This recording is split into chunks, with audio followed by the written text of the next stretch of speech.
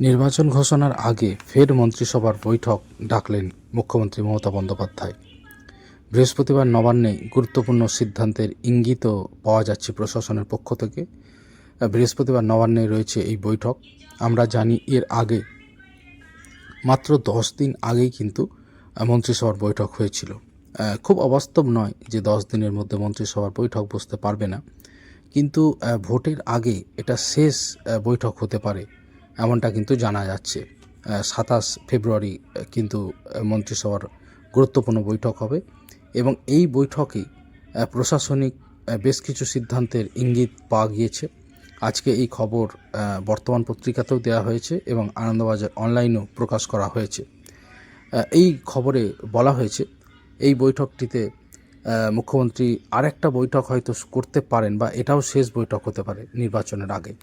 যদি 8 বা 10 তারিখ নির্বাচন ঘোষণা হয়, মোটামুটি 6-7 তারিখ করে লাস্ট বিধানসভার একটা বৈঠক হতে পারে মন্ত্রিসভার। কিন্তু ওয়াকিবহাল মহলের খবর যে 27 ফেব্রুয়ারি হয়তো শেষ মন্ত্রিসভার বৈঠক হতে চলেছে। এই আবহে মুখ্যমন্ত্রী 10 দিনের ব্যবধানে মন্ত্রিসভার দ্বিতীয় বৈঠক ডাকছেন। এর আগে 17 তারিখে শেষ বৈঠক অনুষ্ঠিত হয়েছিল এবং সেই বৈঠকে একাধিক সিদ্ধান্ত নেওয়া হয়েছিল। আমরা জানি শিল্পর ক্ষেত্রে নতুন শিল্প তৈরির ক্ষেত্রে একাধিক সিদ্ধান্ত নিয়েছিলেন মুখ্যমন্ত্রী। এছাড়া ডব্লিউবিসিএস অফিসারদের যে 3 বছর বিডিও হিসেবে কাজ করলে এসডিও হওয়া যাবে, উন্নীত হতে পারবেন, সেই সিদ্ধান্ত নিয়েছিলেন। এবং বিভিন্ন দপ্তরে যে সমস্ত পোস্টগুলো আছে ডব্লিউবিসিএসের, West Bengal food and supply service, বিশেষ করে রেভিনিউ সার্ভিসে অর্থ দপ্তরের আন্ডারে, সেখানে তো 86টা পোস্ট বৃদ্ধি করা হয়েছে। তো অনেক সিদ্ধান্ত হয়েছিল। তো এইটাতে যেটুকু জানা যাচ্ছে রাজনৈতিক মহলের একাংশের মতে, দেখুন আপনারা দেখতেই পাচ্ছেন, বলা হয়েছে যে ভোটের আগে প্রশাসনিক ও আর্থিক বিভিন্ন সিদ্ধান্তের বিষয়ে সাধারণ মানুষের কাছে ইতিবাচক বার্তা পৌঁছে দেওয়াই সরকারের লক্ষ্য। ফলে এই বৈঠকে গৃহীত সিদ্ধান্তগুলির দিকে নজর থাকবে বিরোধী দলগুলিরও।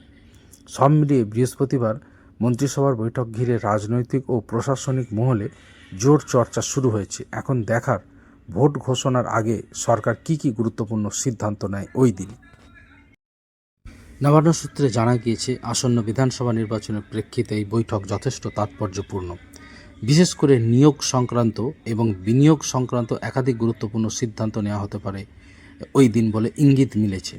অর্থাৎ বুঝতেই পারছেন, আনন্দবাজার অনলাইনে খবরে বলা হয়েছে নিয়োগ সংক্রান্ত এবং বিনিয়োগ সংক্রান্ত, অর্থাৎ শিল্প দপ্তরের আন্ডারে নতুন সিদ্ধান্ত কিছু নেওয়া হতে পারে। অন্যদিকে নিয়োগ সংক্রান্ত সিদ্ধান্ত নেওয়া হতে পারে। অন্যদিকে রাজ্য সরকারের বিভিন্ন দপ্তরের শূন্যপদ পূরণ এবং পদ তৈরি নিয়ে আলোচনা হওয়ার সম্ভাবনা রয়েছে। এই মন্ত্রিসভার বৈঠক নিয়োগ সংক্রান্ত বিভিন্ন বিষয়ে কিছু সিদ্ধান্ত নিতে পারে, এরকম কিন্তু ইঙ্গিত পাওয়া গিয়েছে প্রশাসনিক মহল থেকে। তো বন্ধুরা বুঝতে পারছেন যে এই বৈঠকটা অত্যন্ত গুরুত্বপূর্ণ হতে চলেছে। এছাড়াও শিল্পে বিনিয়োগ টানতে নতুন প্রস্তাব, পরিকাঠামো উন্নয়ন এবং কয়েকটি প্রকল্পে আর্থিক অনুমোদনের বিষয়েও সিদ্ধান্ত হতে পারে।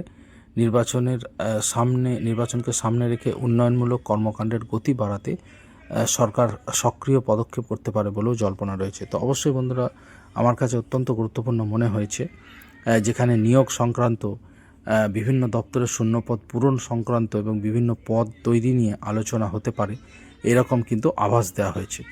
অন্যদিকে বন্ধুরা, বর্তমান পেপারে ওই খবরটা দেওয়া হয়েছে এবং সেখানে বলা হয়েছে যে আগামী বৃহস্পতিবার মন্ত্রিসভার বৈঠক বসছে নবান্নে।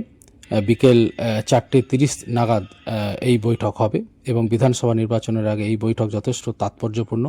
কারণ এই বৈঠকে নিয়োগ এবং কর্মচারী উন্নয়ন সহ বেশ কয়েকটি বিষয়ে মন্ত্রিসভা সিদ্ধান্ত নিতে পারে এবং শিল্পের জন্য জমি দেওয়া ছাড়পত্র সংক্রান্ত সিদ্ধান্ত নেওয়া হতে পারে। দেখুন বন্ধুরা, বর্তমান পেপারেও দেওয়া হয়েছে যে নিয়োগ সংক্রান্ত এবং কর্মচারী উন্নয়ন সহ কয়েকটি বিষয়ে মন্ত্রিসভা সিদ্ধান্ত নিতে পারে। তো যাই হোক, মার্চ মাসের দ্বিতীয় সপ্তাহে যদি ভোট ঘোষণা হয়, তাহলে হয়তো এটিই শেষ বৈঠক হতে চলেছে, নাকি আরেকটি বৈঠক হবে সেটা নিয়ে যদিও জল্পনা রয়েছে।